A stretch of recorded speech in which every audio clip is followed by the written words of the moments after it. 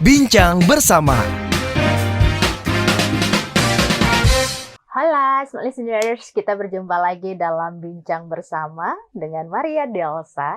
Smart Listeners, sekarang ini kan bisnis food and beverage di Indonesia tuh berkembang dengan pesat sekali gitu ya. Beraneka ragam juga. Nah, tapi setiap bisnis pasti punya success story-nya masing-masing. Kali ini, Maria Delsa mau mengulik success story dari owner Bakmi Twins. Siapakah dia? Ini dia, Mas Jesse. Halo, Hai, halo. apa kabar Mas Jesse? Baik. Yes. Seneng banget nih diundang ke sini nih. Oke, kalau aku tebak usia Mas Jesse ini kayaknya under 30. Enggak sih. Salah ya berarti ya? Udah 31. Oh, 31. Tapi masih muda banget dan Aduh, puji syukur. sukses membangun Bakmi Twins. Bakmi ayam halal untuk keluarga, begitu ya? Betul. Yes. Dan ini aku unik banget. Kenapa? Apa arti nama Twins? Jadi, Twins itu kan berangkatnya dari mie yang khas Malang. Kebetulan resepnya ini kan emang dari ibuku. Ibuku orang Malang dan aku menjual si bakmi cuimi ini namanya cuimi Malang. Nah, terus kayaknya kurang populer ya di kalangan teman-teman di Jakarta untuk si cuimi itu sendiri. Makanya aku coba bikin suatu nama yang kayaknya catchy ya. Kayak misalkan, mau kemana? Cuimi yuk. Jadi ada sesuatu yang catchy yang kita bisa gunakan di kegiatan sehari-hari kan. Kalau mau makan, kemana? Ngecuim yuk. Gitu. Jadi ada suatu pelafalannya nanti akhirnya jadi catchy di semua orang bisa gunakan gitu, makanya namanya Bakmi Twins. Oke, nanti kita akan bahas Bakmi Twins-nya lebih mendalam, tapi kita back to story-nya Mas Josi dulu. Tadi bilang bahwa ini adalah resep rahasia dari mamanya. Ya. Dulu suka banget bikin bakmi. Kebetulan kalau Sabtu Minggu suka bikin bakmi. Oke, gitu. jadwalnya terschedule ya. Sabtu Minggu adalah jadwalnya bikin bakmi. Sabtu Minggu biasanya pagi-pagi kita sekeluarga lumayan suka makan bakmi kan, gitu. Terus emang kebetulan pada saat itu emang sering bikin, terus ya udah sampai tiba-tiba aku juga kebetulan kali ya tiba-tiba bisa jualan gitu. Tadi kan aku berangkatnya maunya jadi kerja di KAP ya, jadi auditor gitu. Nggak ada menyangka bisa jadi pedagang bakmi. Nah, ini dia. Nggak menyangka bisa jadi pedagang bakmi. Berarti dari kecil kan berarti lidahnya ini kan udah terbiasa banget ya dengan bakmi ini. Lumayan. Yes, itu berarti dari tesnya, cara pembuatannya. Mas Jesse sendiri bisa? Dulu sampai akhirnya aku jualan, aku nggak pernah tahu bagaimana cara bikinnya. Terus juga nggak pernah tahu prosesnya itu seperti apa. Pokoknya tiba-tiba ditawarin, mama mau nggak makan pagi mie gitu, ya mau, udah gitu aja. Tapi nggak pernah mengikuti proses mama tuh bikin. Oke, nggak lihat ya nggak caranya. lihat, pokoknya udah ada aja gitu loh. Gitu, cuma tawarin, oh ya udah ada, ya udah gitu loh. Sampai akhirnya ya begitu udah jualan, terus aku mikir kan nggak mungkin kayaknya mama yang bikin. Udah akhirnya aku yang belajar gitu. Jadi akhirnya semenjak aku jualan di gerobak, aku produksi semuanya sendiri, daging ayamnya, terus daging maksudnya. Terus kayak bumbu-bumbu lainnya, aku produksi sendiri gitu. Yes, oke. Tadi juga di-highlight bahwa nggak menyangka pas besarnya jadi tukang bakmi yang sukses gitu. Lalu masa kecil kamu, cita-citanya apa sih sebenarnya? Waduh, kalau cita-cita ya. Dulu macam-macam sih ya. Pengen jadi pemain bola, terus pengen ya mostly sport sih. Sport gitu, pengen jadi pemain bola. Cuman Manly lah ya. lama-lama makin nggak jelas ya mimpinya kemana. Terus pada saat itu si cuimi ini yang ya udah tiba-tiba aku jualan cuimi gitu. Jadi akhirnya udah berjalan sampai sekarang deh. Nah, tiba-tibanya ini kan penasaran, kok tiba-tiba jadi jualan bakmi? Emang dulu sekolahnya apa sih? Pendidikannya apa sampai yang tadi katanya nggak nyangka juga nih. Dari kecil juga nggak tahu nih cara buat mie-nya seperti apa, tapi tiba-tiba mendalami. Dan akhirnya Twins ini udah 7 cabang dengan berdirinya? 2014, udah 10 tahun. 10 tahun, wow, luar biasa. Coba cerita dulu dong, dikit penasaran ya. Jadi dulu aku tuh, biasalah anak sekolah, SMA, start itu di SMA ya.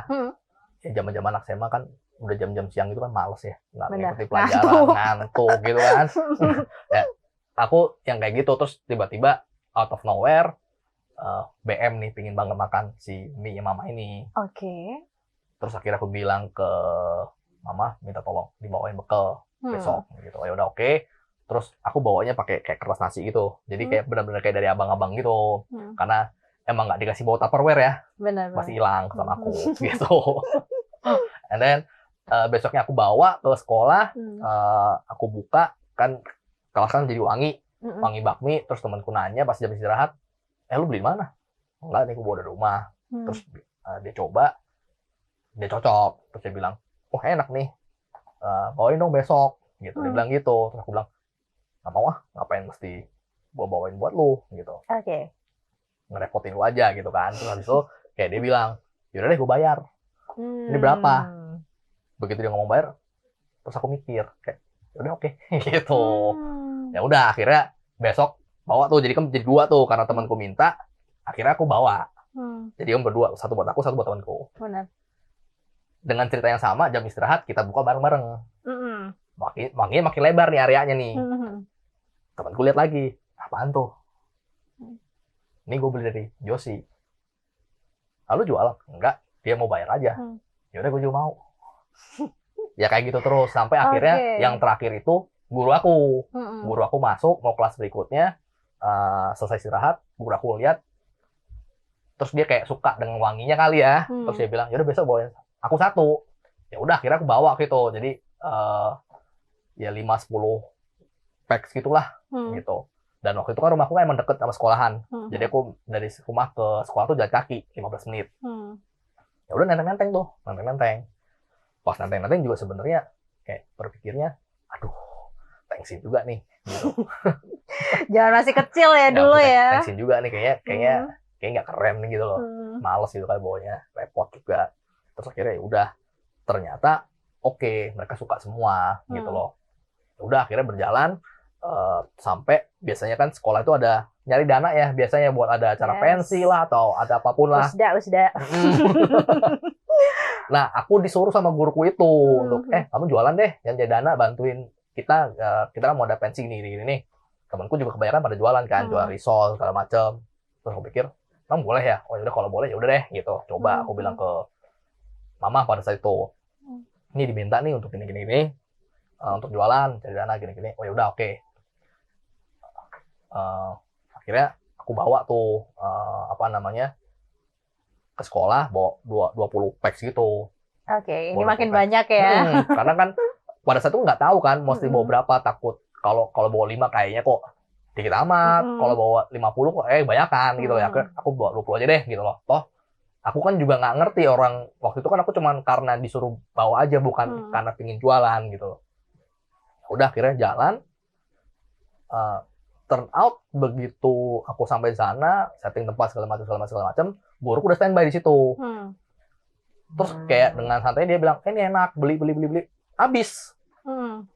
Aku kaget, aku disuruh langsung pulang karena suruh restock. Ya udah aku suruh temanku anterin ke rumah, terus aku balik ke rumah. Nah itu kan papa mama aku nanya, loh katanya kamu sekolah kok malah balik lagi ke sini ngapain?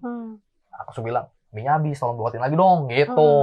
Oke, berarti ini masih mama yang bikinin masih ya? Masih mama, kan aku masih belum ada yang gimana-gimana. Terus akhirnya udah, semua kaget, aku juga kaget kan. Terus kayak semua terpontang-panting gitu.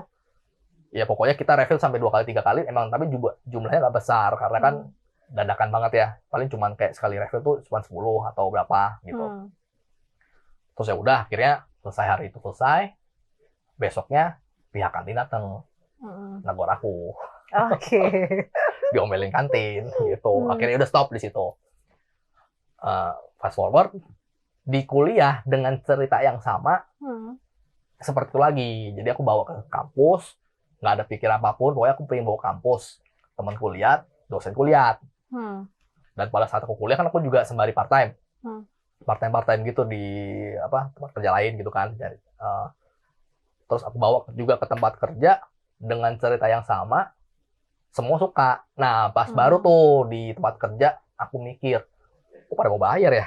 Gitu loh, baru sadar gitu. Kok pada mau bayar ya? Gitu loh. Akhirnya aku aku putusin kayak jual aja deh gitu.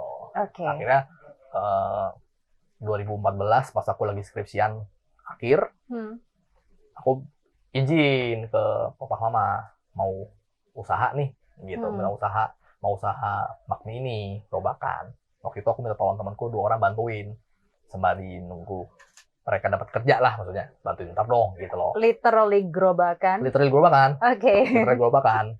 Dan itu jiwa-jiwa malunya udah nggak ada ya? Atau kebalik. Thanksin banget sih.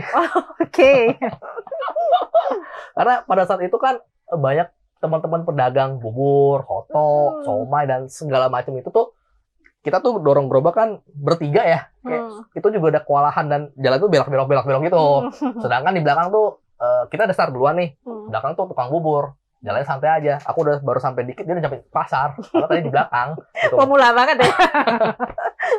Jadi terus udah gitu, ya dengan paras muka seperti ini gitu ya, cukup menarik perhatian gitu kan. Teman-temanku juga yang kurang lebih begini. Dorong gerobak bertiga itu juga lama banget. Jalannya belok.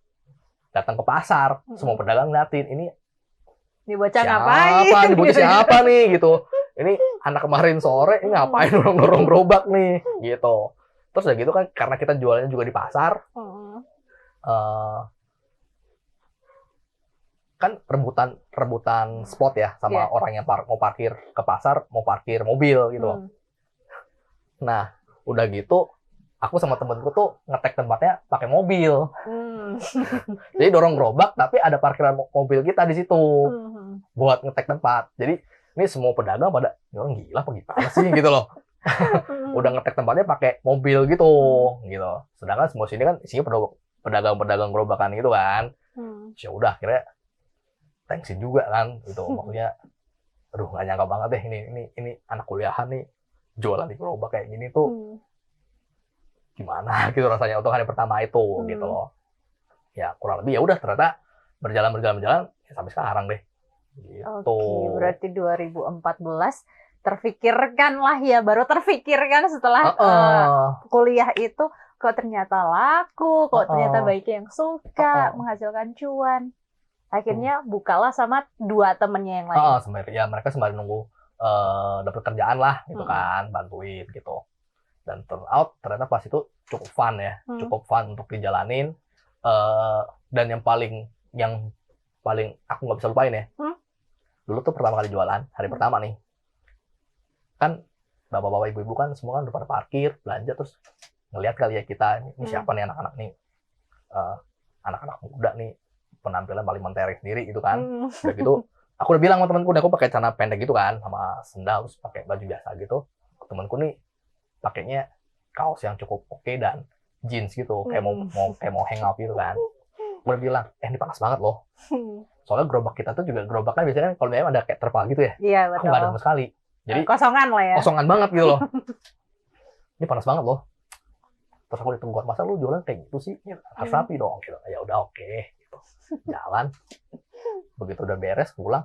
Oke, besok gue pakai celana pendek semua. Saking mana sih tuh? Kan depan kompor kan soalnya kan. Terus udah gitu, dulu tuh pertama kali jualan tuh kita bawa 30 mangkok. Bawa 30 porsi, 30 porsi. Dan dari 30 porsi itu yang dibayarkan ke aku cuma 5. Maksudnya seperti apa? Jadi kan mereka semua pesen. 30 tuh habis gitu. Tetapi yang dibayarkan ke aku cuma 5 mangkok. Kenapa? Karena yang 25 itu aku tolak. Kenapa aku tolak? Karena promosi? Enggak. Aku bikinnya ada yang mie-nya tuh terlalu lembek. Ada yang nggak mateng. Ada yang failed gitu. Ada yang failed, terus ada yang keasinan banget. Ada yang nggak ada bumbunya. Dan kayak udah, jadi tuh dulu ya mungkin hari pertama kali ya. Banyak banget kan biasanya kalau yang di gerobakan gitu kan bapak-bapak ibu-ibu itu kan suka yang ngeliatin gini ya. Ngeliatin yang sampai ngeliat itu sampai gimana gitu loh. Dan gerombol. Panik dan deg-degan parah. Jadi bikinnya tuh kayak buru-buru, terus jadi hasilnya kayak super berantakan. Akhirnya aku nggak bisa terima uang itu ya. Akhirnya aku bilang, Om, Tante, aku nggak bisa terima uangnya, aku bilang gitu. Ini mie-nya jelek banget gitu. Ini bukan kualitas mie-nya aku gitu. Tapi kalau emang om bersedia, tante bersedia, minggu depan deh kasih kesempatan aku datang lagi sini. Aku pasti kasih yang lebih baik. Aku ngomong gitu kan juga kayak apa ya, keceplosannya gitu. Pokoknya aku cuman karena nggak enak. Biasanya karena nggak enak, aku ngomong gitu. Nggak ada pikir lain, karena bener-bener nggak enak. Ini Mia hancur banget nih, gitu. Aku malu gitu loh. Terus akhirnya ternyata ditanggepin cukup serius oleh mereka semua gitu, dan ternyata bener mereka minggu depannya balik lagi. Dan aku emang ya komit juga sama mama. Dari situ tuh aku baru bilang, mah aku udah harus lebih serius. Mama udah nggak boleh bantuin aku masak, aku yang harus turun gitu. Ya udah, akhirnya aku belajar. Ya udah gitu. Ya lumayan lah minggu depannya lah, walaupun masih kurang enak tapi masih bisa makan gitu. Oke, berarti dari situlah udah mulai terjun untuk bikin mie-nya sendiri, mengolahnya sendiri, sampai ngeraciknya juga gitu. Aku ngeracik sendiri. Kalau minyak aku masih dari, pada saat itu masih dari pasar dan pabrik sih. Oke. Tapi kalau bahan baku utama kayak daging ayam, daging pangsit, terus kayak bumbu-bumbu lainnya, ngeraciknya aku ngeracik sendiri. Dari situ aku belajar untuk ngolah itu semua sendiri. Gitu. Di tahun 2014 butuh modal berapa untuk bikin gerobak? Aku butuh 5 juta waktu itu, 5 juta. Jadi yang tadinya aku tuh nggak pernah tahu tuh bikin gerobak di mana, yang cuma bisa menghabiskan waktu untuk main bola, nggak jelas hangout gitu, terus tiba-tiba harus nyemplung kayak gitu kan. Aku tuh butuh modal 5 juta, 1,8-nya buat gerobak, sisanya buat bahan baku dan pernak-pernik di dalamnya, mangkoknya lah, atau apanya segala macam gitu. Itu dengan 5 juta. Yes, oke. Dan dari itu keuntungannya berapa itu satu bulan? Di awal-awal pertama untung atau rugi nih? Jujur dulu kita tuh gerobakan kan YOLO aja ya, kayak jalan ini penting. Dapat duit nih. Tapi nggak pernah ngitung yang gimana-gimana. Dapat berapa gitu. Pokoknya habis jualan uangnya langsung masukin kayak satu berangkas khusus gitu. Udah masuk sini deh gitu. Ya udah kita timbun aja sampai berapa lama kita lihat lagi gitu. Jadi emang bener-bener duit itu cuma diambil untuk beli bahan baku, udah habis itu buat jualan lagi gitu. So dari yang tahun 2014 gerobakan cuma bikin 30 porsi sampai akhirnya sekarang punya 7 outlet, itu bagaimana cara scale up-nya? Nah, pas perjalanan waktu berjalan 3 tahun di gerobak, 2017 itu aku pindah ke ruko. Oke, 3 tahun setelahnya berarti ya? Pindah ke ruko di dekat-dekat situ juga gitu. Areanya di dekat-dekat aku jualan pertama kali di gerobak. And then 2019 aku buka cabang kedua di daerah Lebak Bulus, daerah food court gitu. Namanya Food Court Kampung Artis gitu. Nah, di situ aku jualan. Aku jadi kenal baik dengan pemilik food court-nya. 2021 aku berpartner dengan dia. Gitu, berpartner dengan si pemilik food court itu. Sama dengan 2 teman kamu yang tadi? 2 teman itu kan udah kerja, udah kerjaan gitu. Jadi berarti kamu merintis sendiri ya? Gitu. Jadi sampai sekarang ya udah berpartner dengan mereka gitu. Yes, sampai akhirnya buka 7 outlet itu ya. Berarti untuk standarisasi bikin mie-nya dan sebagainya, produksi mie-nya sekarang sendiri atau tetap masih dari pabrikan? Masih dari pabrik kalau sekarang ini. Gitu. Tapi untuk meraciknya itu kamu punya bumbu rahasianya sendiri? Iya, ada bumbu rahasia dan udah ada tim yang bantuin gitu. Jadi aku sekarang fokusnya ya pengembangan dari bisnisnya, penyamarataan standar, kita fokus ke bangun timnya gitu. Gitu sih kalau yang aku lakukan sekarang ini. Yes, Tapi kan sempat 2 tahun lalu ini kan pandemi nih ya. Terdampak banget nggak nih Bakmi Twins terhadap pandemi ini? Dulu pas awal pandemi malah kebalikannya sih. Jadi kebetulan pas awal pandemi itu kita tuh emang lagi bersiap-siap untuk ngurusin dari ojek online ya. Segala promo yang ada di ojek online itu kita udah urus. Dan ternyata begitu si COVID ini udah hits banget, udah meledak gitu ya di Indonesia. Di saat semua orang sudah mulai harus di rumah, kita udah siap gitu. Dan turn out karena promo kita ada dan kita lebih siap, orang jadi pesannya ke kita. Dan di situ memang salah satu momen kita growing cukup pesat di saat itu gitu. Jadi kita buka ke 10 cabang pada saat COVID itu. Jadi 2021 itu tuh puncak-puncaknya COVID, semua orang lagi pada tumbang, aku lagi lumayan ngebut. Gitu. Cuman sering berjalannya waktu, lama-lama makin, ya orang beradaptasi lah ya, beradaptasi dengan segala persaingan, mulai terasa berat juga pada akhirnya gitu lah. Akhirnya sekarang tinggal 7 cabang. Gitu. Yes, keren banget ya success story-nya dari yang cuman gerobakan bersaingan mamang-mamang pasar sampai sekarang punya 7 outlet. Tapi kan yang namanya bakmi di Jakarta gitu kan, apalagi banyak banget menjamur gitu ya. Karena kan bakmi ini agak culture shock juga sih Maria waktu tiba di Jakarta, karena ini menjadi salah satu menu sarapan orang Jakarta begitu ya. Nah, apa yang membedakan bakmi Twins dengan bakmi yang lain? Biasanya kalau di bakmi-bakmi yang umum ya, ya misalkan dengan kayak mie bangka deh. Mie bangka itu kan dagingnya juga sama-sama cincang kayak aku. Aku tuh dagingnya dicincang. Cuman kalau di bangka itu ada taste manisnya. Jadi manis dan gurih, kalau aku di gurihnya aja. Terus dari jenis sayurannya juga mereka kebanyakan pakai sawi. Aku pakai selada gitu. Dan salah satu yang pembeda si Cuimi itu dengan bakmi aku ya, terutama dengan bakmi yang lain itu, memang kita identiknya tuh cukup strong point-nya adalah di bawang goreng sama lada putih. Jadi memang handmade sendiri itu berarti bawang goreng. Aku ada kenalan pabrik juga sih. Gitu. Jadi dari campuran si lada putih dan bawang goreng itu tuh yang emang udah salah satu yang bikin aromatiknya tuh jadi bikin nafsu makannya naik. Plus bumbunya kita kan emang kita settingnya juga tanpa MSG kan. Tanpa MSG. Emang sengaja dulu dibuatnya seperti itu. Nah, terus untuk varian rasa, kita cukup punya beberapa varian rasa sih untuk di bakminya. Jadi sebenarnya untuk secara inovasi, secara brand, aku rasa itu cukup membeda untuk dengan bakmi yang lain. Gitu.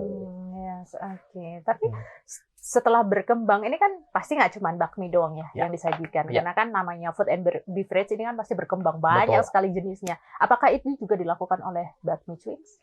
Kalau aku sekarang ini pengembangannya menunya ya, terutama menunya ada menu nasi juga, ada menu nasi, ada menu supnya.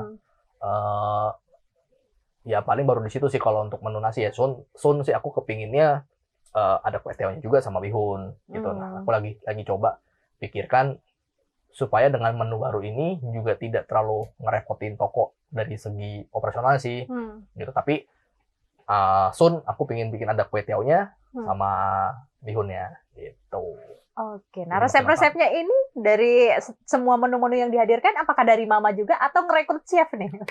Jadi dulu aku kebetulan kan lumayan suka dapat rekomendasi makanan dari teman-teman kan. Jadi aku ketika cobain menu-menu, terus kayak kepikiran, kayak waktu itu ada salah satu menu aku tuh pakai sambal bawang. Terus aku mikir-mikir, wah enak juga nih kayaknya dicampur sambal bawang ya. Ya bikin deh mie, terus kayak sambal bawang, enak juga nih jadi menu. Terus kalau misalkan berjalannya waktu, aku sempat sekolah juga kan, sekolah masak. Akhirnya ngambil sekolah masak.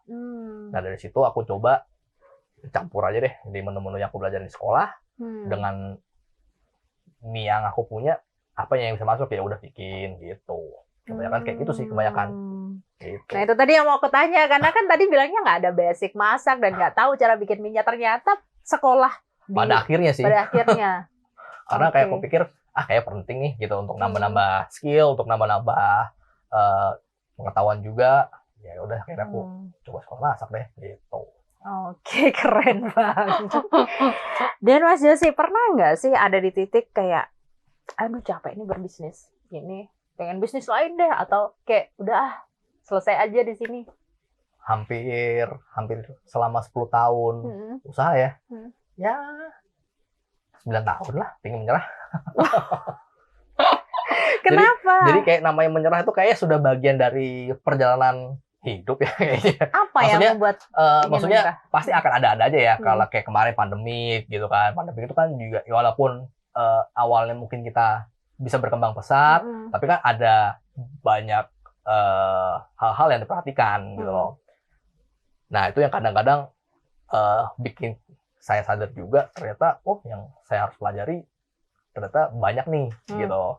Dengan segala leadership skills, management skills, soft skill lainnya yang menurut aku penting banget gitu loh. Terus bagaimana kita juga kalau tokonya lagi sepi seperti apa, terus mental kita untuk ketemu orang baru, kalau misalkan kita deal-dealan segala macam, terus drama-drama karyawan, itu kan ya lumayan menyita waktu juga kan. Itu akhirnya ya dari kumpulan-kumpulan gitu tuh yang lama-lama bikin, aduh males banget nih, capek nih gitu loh. Ya ada, tapi walaupun ujung-ujungnya masa nyerah sih gitu loh. Ya udah akhirnya ya berjalan terus gitu. Jadi aku sadari kayaknya kalau untuk segala macam rintangan kayaknya akan selalu ada ya, gitu. Cuman aku selalu putuskan nggak boleh nyerah. Nah, siapa yang selalu ngasih penguatan untuk Mas Josie bahwa jangan nyerah? Yang pasti orang tua, dua orang tua, gitu. Karena aku cukup dekat sama ibu, ya aku selalu minta restu gitu loh. Terus yang kedua, kebetulan aku juga mempunyai rekan bisnis yang super baik dan hebat banget sih, yang dia banyak ngebimbing aku, dia banyak nge-guide aku untuk bagaimana sih berbisnis, bagaimana sih kita melihat suatu masalah ketika berkembang gitu. Kadang-kadang kita itu dapat masalah bukan karena kita pengen jatuhkan, tapi justru karena kita dipersiapkan untuk berkembang. Nah itu hal-hal yang kayak gitu yang tadinya aku tidak melihat hal itu. Ketika aku lagi dapat masalah, aku pikirnya kan kayak, aduh, kayak kenapa ya dikasih masalah mulu gitu loh, kayaknya selama ini berjuang kayaknya kok sia-sia karena dikasih masalah terus. Dan ternyata itu juga salah satu pandangan yang aku sadarin itu cukup salah. Dan itu banyak dari rekan aku gitu. Itu sih. Yes, tadi di-mention bahwa orang tua ini adalah salah satu orang yang juga mendukung. Ya. Gimana tanggapan Mama seorang anak laki-lakinya akhirnya punya 7 cabang bakmi Twins? Ya, beliau masih happy sih, pasti happy banget. Karena aku apa-apa juga update ke ibu kan. Cuman selama ini setiap kali minta restu, setiap kali minta doa gitu ya terutama, ya dia selalu ngasih satu ucapan yang selalu sama gitu ya tuh, lu jangan lupa bersyukur, lu jangan lupa ya, jangan jumawa lah, jangan sombong, lu harus terus introspeksi, berkembang lagi gitu ya. Jadi yang hal-hal yang kayak gitu yang salah satu yang menguatkan kenapa aku tidak menyerah. Gitu, salah satu faktor, karena ya namanya hidup ya, pasti ada masalah, nggak mungkin nggak kan, gitu. Cuman bagaimana caranya kita bangkit, ya maju lagi, gitu. Tapi pernah nggak sih dulu ada yang ngejekin, Allah tukang bakmi nih? Puji Tuhannya nggak sih. Nggak ada ya? Nggak ada sih. Cuman pikiran sendiri aja kayak, aduh masa udah sekolah tinggi-tinggi, dorongnya gerobak lagi. Ya dulu pikiran sendiri aja kayak gitu. Cuman sampai sekarang belum ada sih yang. Akhirnya mindsetnya berubah tuh gimana? Karena dapet cuan ya? Karena rame. Karena bener-bener maksudnya aku nggak kan aku kan jualannya kan juga tadinya penasaran kenapa semua orang pengen beli, dan ternyata respon dari customer itu tuh luar biasa bagusnya. Bahkan dari aku masih punya satu orang yang dulu beli tuh dari zaman aku masih gerobak sampai sekarang. Di Bintaro. Oke. Dan maksudnya dia rutin gitu loh belinya, gitu. Dan buat aku itu yang salah satu kayak ya reminder lah untuk salah satu yang juga bikin kita tuh lu gak boleh sombong. Lu ingat lu tuh dulu bukan siapa-siapa kalau nggak ada orang ini nih. Maksudnya salah satu customer yang loyal, yang baik, yang kadang-kadang juga ngasih masukan. Walaupun kadang-kadang aku masih banyak kekurangan, dia masih selalu ada ya. Lu tinggal gini aja, tapi so far udah oke kok, lu tinggal perlu gini-gini. Yang kadang kayak gitu-gitu loh. Jadi buat aku tuh salah satu hal yang bikin aku juga oh iya gitu. Harus terus belajar apa nih yang bisa kita gali lagi. Apalagi ide-ide barunya lagi nih, apalagi inovasi yang kita bisa kembangin. Apalagi harus kita lakukan bersama tim gitu. Yes, oke. Kalau melihat 31 tahun ke belakang, ini kan udah terpampang nyata kesuksesannya. Tapi kalau kita melihat maju 5 tahun atau 10 tahun yang akan datang, apa yang kamu harapkan untuk dirimu sendiri? Untuk diriku ya? Yang pastinya aku berharap untuk diriku, aku bisa menjadi pribadi ya, yang lebih baik lagi untuk Twins, untuk sesama, untuk keluarga, untuk rekan bisnis, dan untuk pacarku sendiri gitu loh. Berharap juga dengan semakin bertambah baiknya aku, 5 tahun lagi aku kepingin banget Twins itu menjadi 100 cabang. Wow. Twins itu mampu punya pabrik sendiri untuk bikin bakmi sendiri, untuk bikin yang tadinya aku masih beli di pabrik, sekarang aku produksi sendiri. Yes. Aku punya juga mimpi yang akhirnya suatu saat bisa ngalahin bakmi keluarga yang lainnya. Jadi suatu saat ketika orang pengen makan bakmi apa ya? Yang nge-Twins. Yes. Gitu. Jadi dan walaupun tantangannya itu masih panjang banget ya, itu masih jauh banget, tapi ya aku tahu lah pasti aku nggak nyampe ke sana gitu. Betul sekali. Gitu. Oke deh, semoga apapun doa baik dari Mas Joshi dan juga Anda semua listeners yang menonton bisa segera terkabul, dan semoga apa yang kami hadirkan di podcast kali ini juga bermanfaat untuk Anda. Saya Maria Delsa dan juga Mas Joshi, owner dari Bakmi Twins, pamit undur diri, sampai jumpa. Bincang bersama